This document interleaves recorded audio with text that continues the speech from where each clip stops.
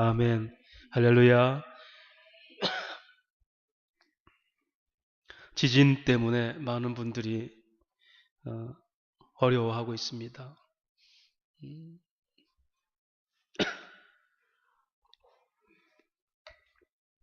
저는 그때 그 시간에 밑에서 우리 교회에서 아카데미를 하고 있어서 몰랐는데 1층에서도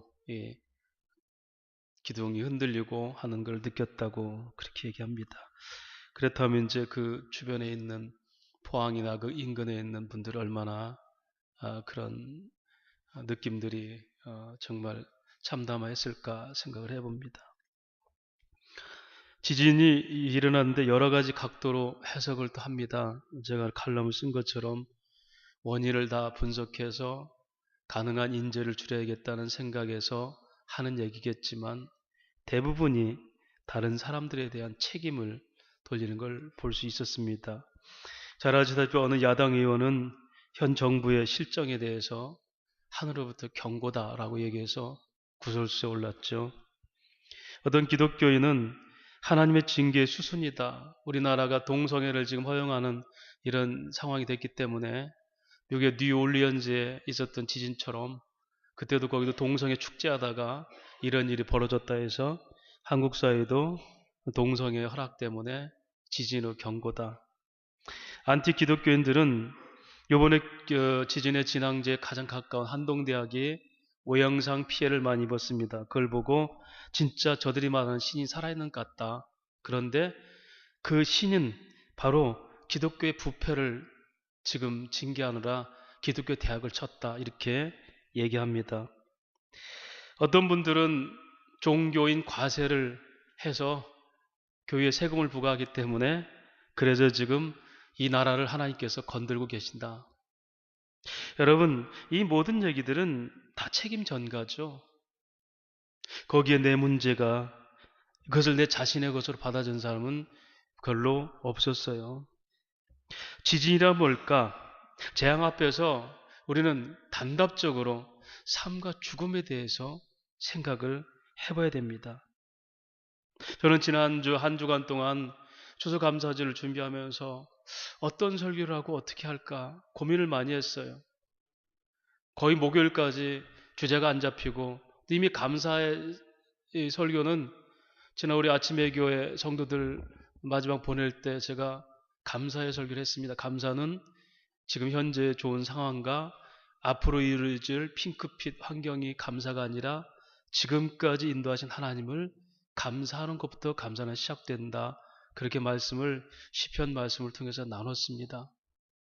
하나님, 제가 이 감사주일에 과연 뭘 내가 감사 설교할까? 그런데 제 안에서부터 너는 뭘 감사하느냐? 그런 생각이 들었어요. 사실은 어떻게 보면 저는 지금 감사할 수 있는 사실은 환경이 못 될 수도 있어요. 정서적으로나 또 학교 일로나. 그런데 감사를 뭐라 해야 될까? 너부터 감사가 뭘 줄 깨닫느냐? 그때 제가 숨 쉬며 살아간다는 것 자체가 감사의 것을 느꼈습니다. 정확하게 제가 하나님 몰랐다면 아무리 어렵고 힘들어도 제가 살아가는 이유를 제가 몰랐을 것이고 제가 쉽게 뭔가 포기해버렸을 것이고 하나님 내가 몰랐다면 나는 내 판단에 따라서 이렇게 저렇게 순간순간 처세술로 살았을 겁니다. 그런데 내가 오늘 여기 있다는 것이 감사고 아무리 어렵고 힘들어도 여기에 존재하는 것이 하나님의 은혜였고 숨쉬고 사는 것이 그것도 하나님 이름으로 산다는 것이 이것이 감사합니다. 그 감사로 오늘 제가 여기 있습니다. 이게 저의 감사의 내용이었어요. 오늘 그리스도인들이 과연 이 땅에서 삶의 의미가 뭘까?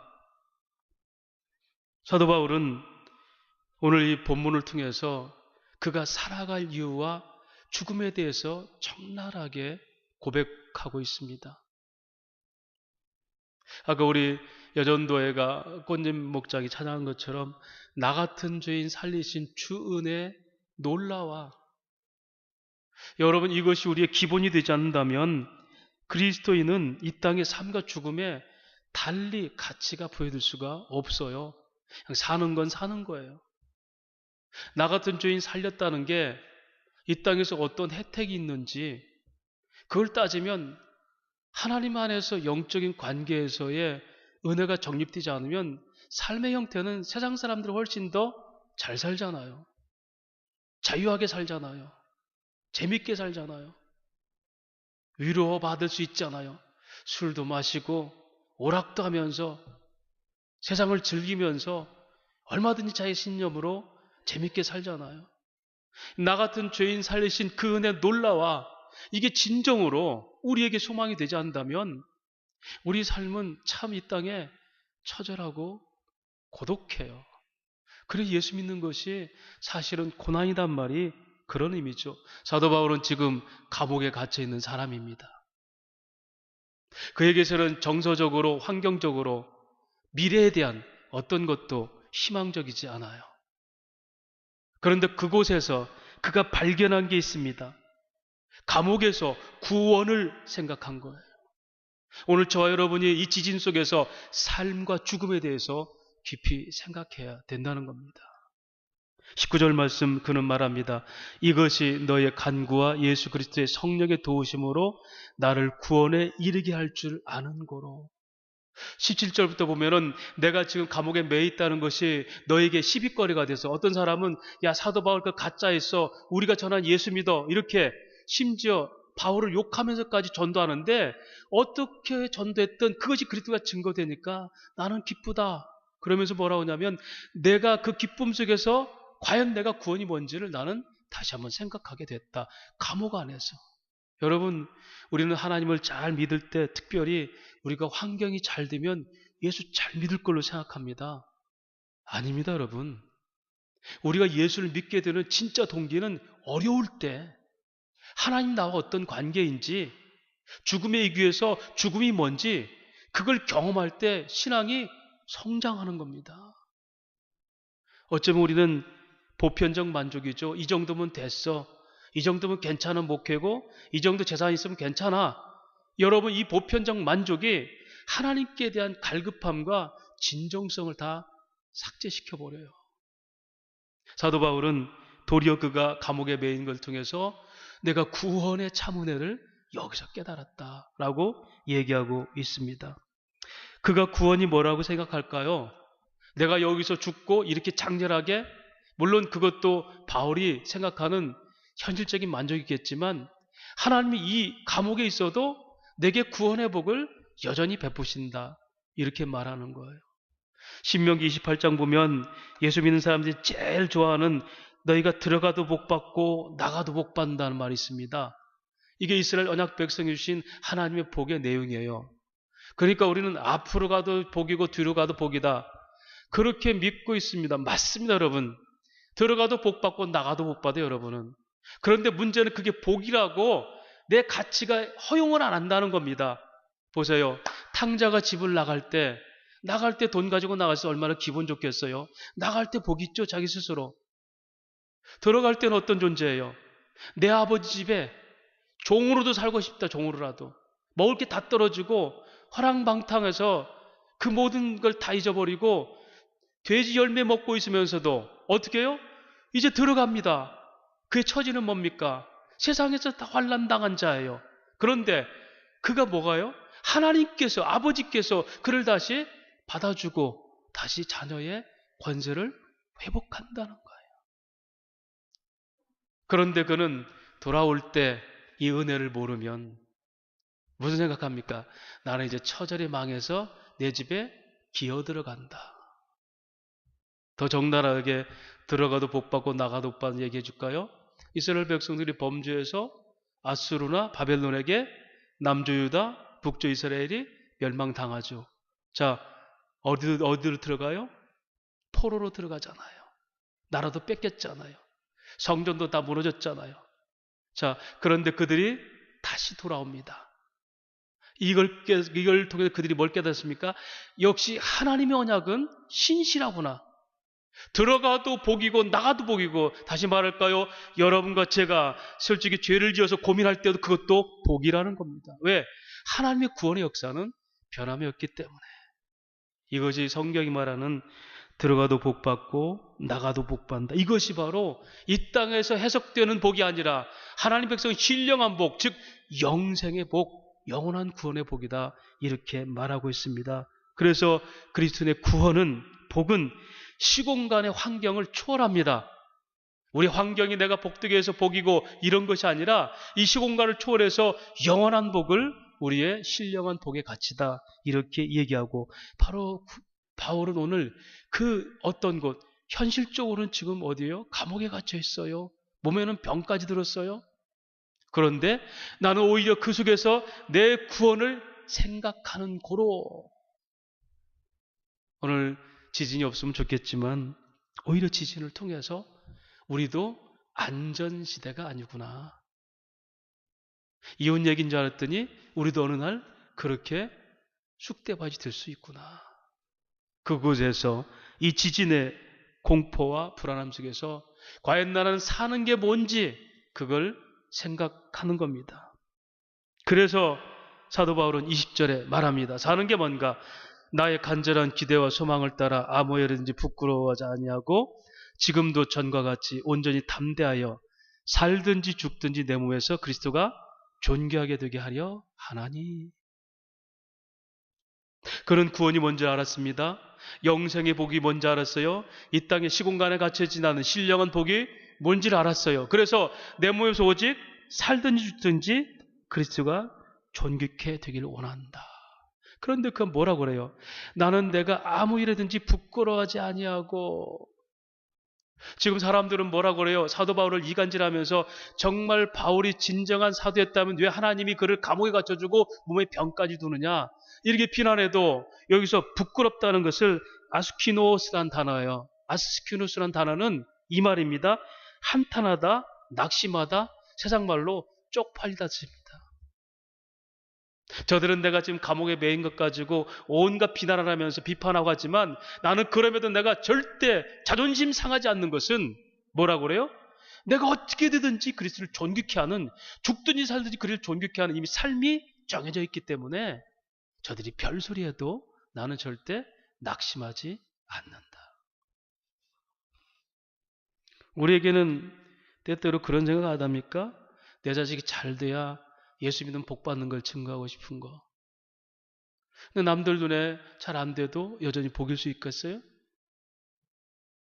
자존심 상하고 하나님 내 자존심 세워주세요. 이런 생각 없습니까?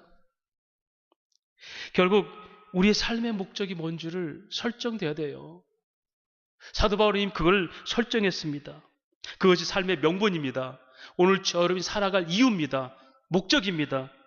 물질의 소유의 명분, 내가 물질을 왜 가져야 되는지 그 명분이 있으십니까? 내가 물질을 가져도 살든지 죽든지 다 주님을 존귀케 함이라 물질이라면 적어도 여러분은 나 같은 죄인 살리신 그 은혜 놀라와 그걸 찬양할 수 있는 가치가 있는 분들입니다. 역사적 명분입니다. 이 역사 속에 살아가는 한 사람으로서, 사회인으로서 의미와 책무는 이 땅에 내가 왜 살아야 되는지 분명한 명분이 있어야 돼요. 가치관, 역사관, 인생관. 내 인생은 뭘까? 여러분, 예수 믿는 것은 그냥 믿습니다 하는 게 아니에요. 자기 존재감에 대한 분명한 목표가 세워져야 돼요. 바울은 뭐라고요? 내가 살든 죽든 그리스도가 내 몸에서 존귀케 되길 원한다. 무엇 때문에 저와 여러분이 살고 있는지. 그는 21절에 그래서 구체적으로 죽음과 삶의 유익에 대해 설명하죠. 이는 내게 사는 것이 그리스도니 죽는 것도 유익함이라. 여러분, 여기서 바울이 지금 말하는 게 삶과 죽음이 뭔지 압니까?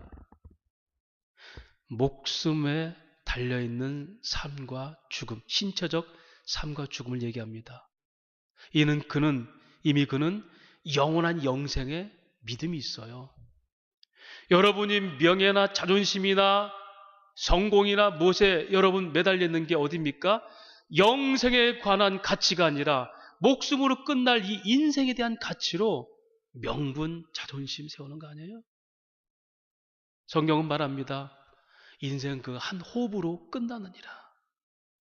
이게 우리 인생의 가치가 된다면 하나님 나라, 나 같은 죄인 살리신 주은의 놀래와 이 찬양 불러서는 안 돼요. 뭘 살렸어요? 사도 바울은 그 얘기예요. 내가 살든지 죽든지, 산다 죽음은 목숨에 붙어있는 이 삶의 가치를 얘기해요. 내가 그리스도를 전하다가 내가 목숨이 끊어지든지, 아니면 내가 정말 남들보다 더 호화롭게 살든지, 그건 나 관계없어. 왜? 내게는 살든 죽든지 그리스도가 존귀게 되는 영생의 목표가 있기 때문에 이걸 초월적 가치관이라고 그래요. 여러분, 예수 믿는 게 이 땅의 전부라면 뭐 때문에 이 시간 예배 드리십니까? 더 이상 들을 필요 없잖아요. 왜 예수 이름 때문에 서로 조심하면서 살 필요 뭐가 있어요? 저는 요즘 기도, 하나님 제 영혼에 획득된 자유를 누리게 하소서. 내게 허락한 자유를 누리게 하소서. 영혼에 획득된 자유가 뭐예요? 육신에 묶이지 않는 거예요. 자존심에 묶이지 않고 환경에 묶이지 않고 제 욕망에 묶이지 않는 게 자유예요.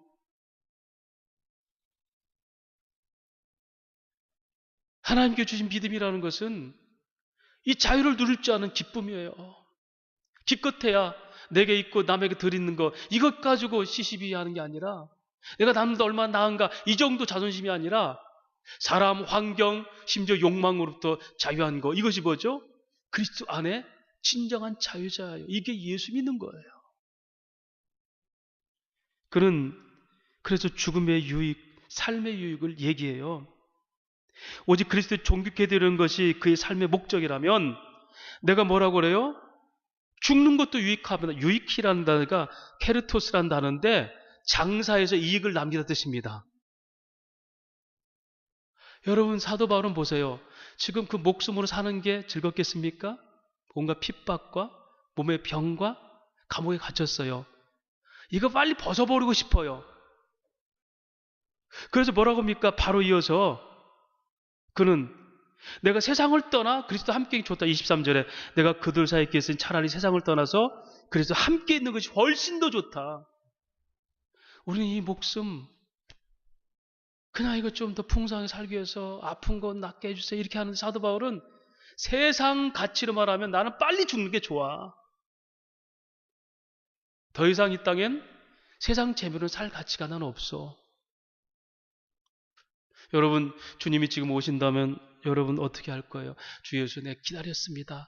하루라도 이 땅엔 소망이 없었고 오직 그 나라를 위해서 제가 살아왔는데 신랑 되신 예수에 잘 오셨습니다. 아멘 할 겁니까? 아직 못다한 즐거움, 아직 이루도 못한 나의 자존심의 꿈, 내 눈이 밟혀서 도저히 눈 감지 못하는 이 서글픈 환경들, 이걸 탈피하고 싶어서, 성공하고 싶어서 이것 때문에 주님 아직은 안 됩니다. 사도 바울은 그 얘기예요. 내가 죽는 것도 유익함이라는 것은 차라리 내가 이 땅의 가치로 산다면 나는 죽는 게 훨씬 더 손해보지 않는 짓이야.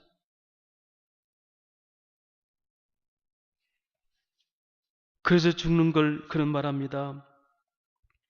사람들이 아무리 사도 바울에게 너는 그렇게 살면 안 된다. 그렇게 살면 너 인생이 망한 쪽박난 인생이다. 심지어 함께 가므리알 문화에서 같이 동문서하겠던 동기들이 야 바울아 네 지식이 너를 망하게 하는다. 네가 잘못 예수 믿어가지고 예수라는 연병 잘못 걸려가지고 네 인생 얼마나 지금 처절하냐. 네가 우리와 같은 동문이었고 사내된 공견이었고 학식이 충만한 유대인 중에 율법 중에 율법사요? 헬라 철학으로도 능한 자 아니냐. 너는 모든 부분에 다 능하고 우리보다 훨씬 뛰어난 리더가 있는데 그 예수 하나 잘못 믿어가지고 네 인생 얼마나 지금 허망하냐. 네 지식이 너로 망하게 하는도다. 사랑하는 여러분, 그런데 우리에게 사도 바울이 느끼는 그 세상 사람들이 알지 못하는 우리 안에 신령한 은혜가 있습니까? 그 가치에 소망이 있습니까? 그게 없다면 여전히 나를 구원하신 하나님 은혜, 죄인을 구하신 하나님의 찬양할 수도 없어요. 그래서 그는 분명히 말합니다. 내가 죽음에 명분이 있는가? 사는 것도 목적과 명분이 있어야지만 죽을 때도 명분 있게 죽어야 돼요. 어떤 분은 말합니다. 예수를 믿는 사람들은 이미 이 땅에 죽은 자들이기 때문에 어떻게 사느냐가 목적이 아니라 어떻게 잘 죽느냐가 목적이다. 맞습니다, 여러분. 죽음은 하늘나라이기 때문에 이 땅에 사는 동안 사는 문제보다 어떻게 잘 죽느냐가 우리에게 더 문제다라고 얘기합니다. 22절부터 23절까지가 그 얘기입니다. 그러나 만일 육신으로 사는 것이 내 일의 열매일진데, 자, 지금 뭐라고 그래요? 자, 내가 지금 육신으로 사는 거 내 열매라면 사도 바울은 어떤 존재예요? 그 유명한 자에서 감옥에 갇힌 자, 몸까지 병까지 몸에 있는 자, 이름 뭐예요? 여러분이 우리 육체가 우리가 사는 것이 내 인생 열매라면 저부터도 죽어서 천국 가는 거, 나중에나 천국 가는 생각, 이 땅에서 제 수단과 방법 다해서 육체적으로 풍성하게 살겠어요. 육체의 열매가 지금 내 모습이라면 나는 도저히 이건 나 잘 살았다 얘기 못해. 그런데 무엇을 택해야 할지 나는 알지 못하노라. 23절에 내가 그 둘 사이에 껴있으니 차라리 세상을 떠나 그리스도께 가는 게 좋다. 이 말은 뭐예요? 자, 내 영적으로 늘 하나님을 추구하지만 육체는 늘 내 인생의 삶을 추구하기 때문에 내가 둘 사이에 끼어서 늘 고민한다. 이게 로마서 7장 24절이죠. 오라 나는 곤고한 사람이로다. 누가 그 사망이 그래서 나를 건져줄 수 있으리라. 육신의 법과 하나님 따라서는 법이 있는데 사도 바울 그도 여전히 육체적인 편안함과 안식을 꿈꿀 수 있는 사람이라는 겁니다. 그래서 육체의 열매가 이거라면 나는 도저히 가능성 없어, 세상으로는. 그러나 또 하나, 내가 죽는 것도 그리스도가 사는 것도 그랬더니 그리스도가 존귀 되는 이 영적인 목표가 있는데 이 둘 사이에 늘 끼어서 늘 고민한다 그거예요. 그거 여러분, 세상 다 등지고 예수만 본 게 아니에요. 여전히 베드로처럼 나도 아내를 데리고 결혼 생활할 수 있는 즐거움이 찾아올 수도 있다. 내 몸의 기능이 다 무너져서 아무것도 할 수 없는 사람이 절제하고 사는 건 의미가 없어요. 모든 걸 다 할 수 있는 정력이 있는데 자기를 절제하는 게 이게 인내입니다. 사도 바울이 그 얘기예요, 지금. 그러니까 결국은 나는 죽는 게 더 낫다, 세상적으로 바라면. 그러나 그럼에도 살아야 될 이유가 뭘까요? 24절 말씀 봅시다. 한번 같이 읽을까요? 시작. 내가 육신으로 있는 것이 너희를 위하여, 나를 위하여, 너희를 위하여. 여러분, 오늘 저 여러분이 지진이 나서 공포에 떨고 죽을까봐 불안해하고 트라우마가 생기고, 여러분 포항에 있는 분들은요 먹지도 못해요. 약국의 약사가 나와가지고 자기 집 흔들리는 거 다 TV에 나왔잖아요. 약국의 약사가 하는 말입니다. 나는 먹지도 못하고 눈도 못 감다고, 자지도 못한다고. 여러분 그래도 약사면 약은 알잖아요. 어떻게 할지 모르겠다고. 의사라고 그런 생각 안 들겠습니까?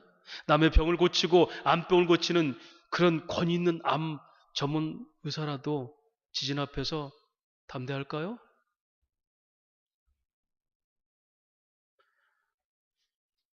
왜 지진 앞에서 두려워하죠? 왜 우린 현실감이 떨어지겠지만 그들은 왜 그렇게 살고 있죠? 그럼에도 우리가 살 이유가 뭐가 있을까요? 나를 위해서 산다면 여러분 차라리 이민 가야 돼요. 좋은 곳 찾아 돈만 있다면 떠나야 돼요. 그런데 오늘 사도 바울은 내가 차라리 죽는 게 낫다. 육체의 열매로는 자랑할 것도 없고 실패의 인간으로 보이지만 나는 그래서 이 땅에 갇히고 하는 나 죽는 게 낫다. 그러나 내가 살 이유가 있다면 오직 하나다. 바로 너희를 위해서 나는 살아야 되겠다. 너희를 위해서라면, 이것이 사도 바울이 말하는 성도가 살아야 될 이유가 여기입니다. 범죄한 아담은 자기를 위해서 선악과를 먹었습니다. 그래서 다른 사람을 위해서 사는 삶이 우리에겐 끊어져 버린 거예요. 아담과 함께. 그리스도 예수, 둘째 된 그리스도 예수가, 둘째 아담 예수가 와서 보여준 겁니다. 자, 내가 높이 들려서 사람들이 살아나리라. 이것이 바로 썩어진 하나님 미랄의 열매라. 너희는 이와 같이 하라. 우리 첫째 아담 조상은 그렇게 해서 자기를 위해서 살려고 하다가 죄가 우리에게 와버렸는데, 둘째 아담 예수 그리스도는 자기를 내줌으로 사람을 살리는 살았고, 너희도 이와 같이 살아라였구나. 이제는 이것이 우리의 삶의 목표가 되는구나. 수험생 여러분, 그 목표가 있다면 여러분들은 시험 준비하기 전에 성공자입니다. 나를 위한 삶이 아니라 하나님이 주신 창조 공동체에 대한 관계 중심의 삶을 살려고 여러분이 공부하고, 여러분이 좋은 직장 갖고, 여러분이 돈을 번다면 여러분의 소유는 명분이 있는 삶입니다. 그것이 성도의 이 땅의 삶의 가치입니다. 그럼에도 바울은 그에게는 늘 소망이 있었어요. 사도 바울이 좋아요, 나는 하나님 뜻입니다, 나 여기서 죽겠습니다, 이렇게 하지 않았어요. 그것을 뭡니까? 언약적 숙명론자들이에요. 다 하나님이 아사할 건데 뭐 감옥에서 나는 그냥 만족하면 돼, 이게 아니었어요. 우리 한번 25절 보겠습니다. 내가 살 것과 너희 믿음의 진보와 기쁨을 위하여 너희 무리 함께 거할 이것을 확실히 하노니. 자, 보세요. 너희를 위해서, 너희 믿음을 더 키우기 위해서, 너희 기쁨을 위해서 나는 감옥에서 나가서 너희 함께 거할 걸 나는 기도하고 매달린다는 거예요. 누구를 위해서? 내 육신의 평안함, 추록을 위해서? 아닙니다. 너희 살 것과 너희 믿음과 너희 진보와 너희 기쁨, 내가 너희를 위해서 사는 것이 좋다 했으니, 너희가 믿음이 더 성장할 수 있다면, 너희 기쁨이 더 될 수 있다면 나는 너희와 함께 살 것을 간절히 기도한다. 여러분, 저와 여러분의 기도의 목적이 뭡니까? 나는 살고 너는 죽고 남의 것 빼앗아라서도 내 주머니 채우는 거? 오늘 한국교회를 어떤 분이 정확하게 표현했어요. 한국교회의 부흥은 이쪽 왼쪽 주머니에 있는 돈을 오른쪽으로 옮기면서 나 부자 됐다는 거다. 밖에 있는 사람들, 성도들, 죽어가는 영혼들을 구할 생각 안 하고 교회를 좀 더 크게 해주고 멋지게 해서 이쪽 주머니에 있는 하나님 교회에 빼가지고 이쪽 주머니에 채우고 나는 부자다. 이게 한국교회라는 거예요. 맞는 얘기 아닙니까? 저는 늘 얘기하잖아요. 우리 교회 자리가 빈 자리는 다 여전히 죽어가는 새 사람들 위해서 비오는 자리가 되어야 돼요. 하나님 그걸 원하세요. 부처처럼 떠들 수 있어요? 그게 아니에요. 이쪽 주면 돈 옮겨서 난 부자 됐다. 이건 하나님 나라 관점이 아니에요. 새 생명들이 채워지는 거에 여전히 저들 가운데 사단에 물려있는 자들, 내 종들이 있느니라. 이것이 우리의 목표예요. 사도 바울은 그겁니다. 내 기도는, 내 간절함은, 내 기도의 열심은 바로 너희들을 위한 것이고, 너희 기쁨을 위한 것이고, 너희 믿음의 성숙을 위한 것이다. 결국 그런 삶의 결론이 뭐죠? 26절입니다. 내가 다시 너희와 같이 있으므로 그리스도 예수 안에서 너희 자랑이 나로 말미암아 풍성하게 하려 함이라. 이게 뭐예요? 사도 바울은 그렇게 살았잖아요. 내가 살든 죽든지 그리스도가 내 몸에 종쾌히 되고 원하며 내가 오직 십자가와 예수밖에 자랑할 것이 없으니. 갈라디아 6장 13절에 세상도 나에 대해서 그러다. 저 사도 바울은 십자가밖에 없어. 바로 그것이 너희 안에서 나오는 거야. 내가 이렇게 너희를 위해서 애틋하게 하는 것은 바로 너희가 나를 통해서 십자가만 자랑할 수 있게 만드는 거. 이것이 사도 바울이 사는 사명의 삶이었어요. 여러분, 우리에게 이 땅에 소망이 있다면 바로 그겁니다. 주님, 나를 통해서 내 이웃이 십자가를 자랑하게 하소서. 이게 사는 목적이에요. 성도의 삶입니다. 자, 그렇다면 사도 바울이 이러니까 우리는 주눅 들죠. 목사님 설교는 그렇게 하지만 그건 원리고 우리는 그게 아니에요. 그래서 복음이 가치가 자꾸 상실되는 겁니다. 무거운 복음이 들어가지 않고 가벼운 재미만 들어가는 겁니다. 설교가 안 들려오는 거예요, 계속. 맞습니다. 제 설교 무겁습니다. 저는 제 김용우 목사님, 제가 결정적으로 저분이 내 스승이고 싶다는 얘기를요. 저는 이분하고 관계 가지기 전에 울산에 대암교회 오셨을 때 설교를 한 편 하셨어요. 제가 그때 느낀 게 있습니다. 무겁지만 가슴을 쿵쿵 때리는 설교였어요. 그게 뭘까? 저는 지금도 그때 그 감격을 못 잊어요. 수많은 설교 듣고 저도 수많은 설교했어요. 진부한 얘기예요. 그런데 그 한마디 하면 가슴을 쿵쿵 때렸어요. 영혼을 흔들어 버렸어요. 사랑하는 여러분, 여러분의 재미와 여러분의 귀에 솔깃하고 저도 얼마든지 시도 쓰고요. 부족하지만 수필도 써요. 얼마든지 제가 따뜻하게 편안하게 입체적으로 감성도 자극하면서 할 수 있어요. 제가 한때는 그런 설교했어요. 청년부 인도하면서 에세이 같이. 그때 어느 학생이 와서 한번 그 얘기했어요. 외부에서 온 청년이 목사님 설교는 에세이입니다. 그러고 끝났어요. 그때 이게 성서대학 선교학과 다니는 친구가 한번 와가지고 그 얘기했어요. 그때 제가 가슴을 꽉 쳤어요. 성경은 에세이가 아니에요. 수필이 아닙니다. 삶과 죽음에 관한 얘기예요. 사도 바울이 여기서 시를 쓴 게 아닙니다.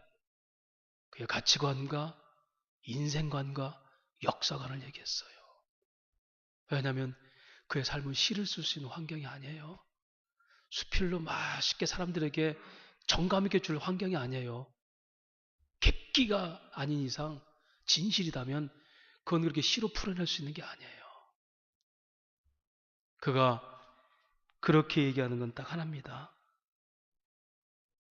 사도 바울이 그렇게 살았다면, 그는 그렇게 살았으니까 그 사도 바울 같으면 그 정도 되지. 여러분, 그는 근데 어떤 사람이었어요? 그 이력을 잘 알잖아요. 예수 잘 믿었던 사람? 여러분 중에 누구처럼 모태신앙? 그는 말합니다. 빌보서 디모데전서, 나는 죄인 중에 죄인이고 괴수 중에 괴수고 열심으로는 교회를 핍박했던 자. 그래서 저와 여러분이 소망이 있는 거예요. 사도 바울 같이 여러분 악감 가지고 교회를 핍박한 적 있습니까? 어쩌면 여러분 저보다 나아요. 저는 교회를 핍박했던 사람이에요. 12년 동안. 예수 믿는 우리 할머니 성경책 찢어낸 거 몇 권을 찢어냈어요. 저보다도 여러분이 어쩌면 훨씬 더 소망 있는 분들 아닙니까? 사도 바울보다 훨씬 더 우리가 더 소망 있는 사람들 아니에요? 사도 바울은 그 감격을 빌보서 3장 9절에 말합니다. 오직 나는 그리스도 안에서 발견되려 함이라. 이게 우리의 소망입니다. 피리스코. 내가 가장 존경했고 같이 있었던 세상의 사람들이 얼마나 배설문지를 내가 깨달았고 오직 그리스도 예수의 가장 고상한 지식을 내가 알았으니 오직 나는 날마다 그 이름 안에서 내가 발견되려 하며 이것이 자기 변화예요. 묻습니다, 여러분. 저에게도 여러전히 묻습니다. 여러분은 그런 변화를 경험하셨습니까? 하나님을 경험하는 사람, 이게 있었습니까? 사도 바울의 다메섹 도상에서 주 예수의 음성을 들었던 그 변화 있습니까? 없다면 여러분은 아직 예수를 못 만난 사람이에요. 아니면 또 정확하게 구원받지 못한 사람일 수도 있습니다.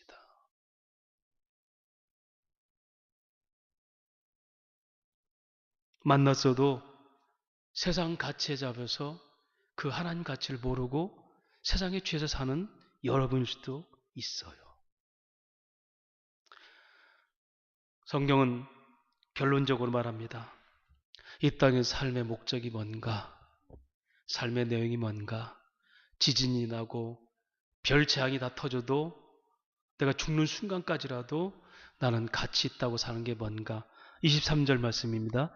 내가 그들 사이에 껴있으니 차라리 세상을 떠나서 그리스도와 함께 있는 것이 훨씬 더 좋은 것이다. 이게 오늘 말씀의 결론이에요. 예수 믿는 사람들은 이 땅에 살지만 이 땅에서는 죽은 자들.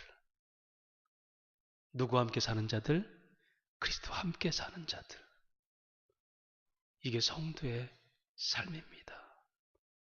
그런 사람들은 목숨에 매달려 있는 이 죽음에 두려워하지 않아요. 성도는 그런 사람들입니다. 이 땅을 사나 이 땅에는 죽은 자들. 내가 차라리 몸을 떠나 그리스도와 함께하는 게 좋다. 세상을 떠나. 그걸 여러분 성경은 분명히 말합니다.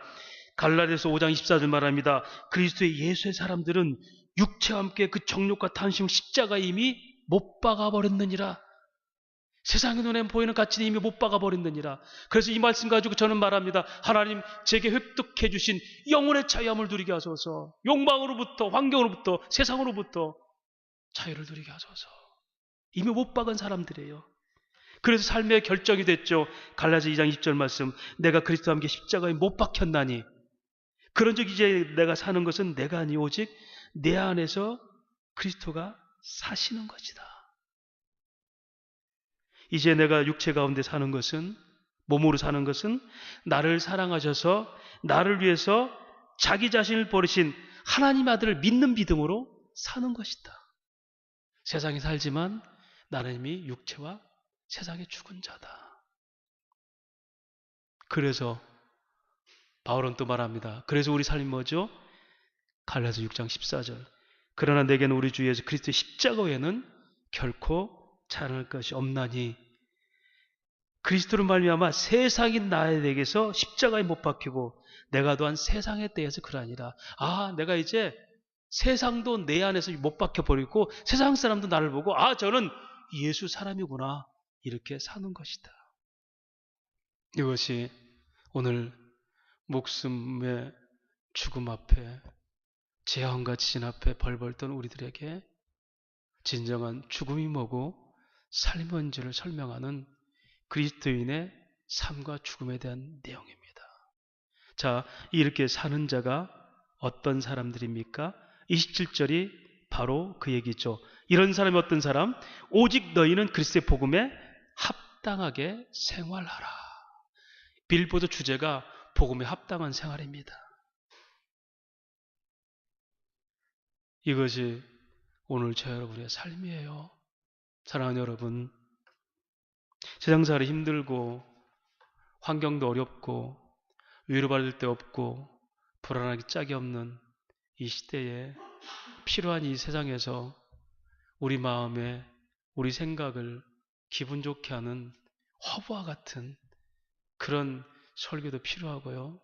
그런 말들도 필요하겠죠. 그러나 성경은 언제나 힘들지만 진리를 설명하십니다. 그 나머지 누릴 것은 그 진리가 내 안에 있을 때 얼마든지 세상을 누릴 수 있어요. 이것이 종이 아닌 자유자의 삶입니다. 오늘 이 시대 가운데 이 재앙과 이 핵공포의 두려움과 어느 하나것도 안전한 곳이 없고 심지어 사람이 사람을 믿을 수 없는 온갖 루머와 비판과 이런 사조 속에서 도대체 나는 어떻게 살아야 될 건가? 사도 바울은 동역자들이 있어서가 아니었습니다. 감옥에 홀로 갇힌 자로서 거기서 구원을 생각했습니다. 거기서 영생의 소망을 받고 살아갈 존재와 이유를 깨달았습니다. 여전히 그는 그 길을 위해서 살기를 원했고 기도의 제목도 오직 그러므로 예수처럼 너희를 위해서 살길 원한다. 그런 여러분의 기도가 있고 그런 마음의 결정이 있다면 무엇인지 구하십시오. 무엇인지 구하십시오. 주님이 응답하십니다.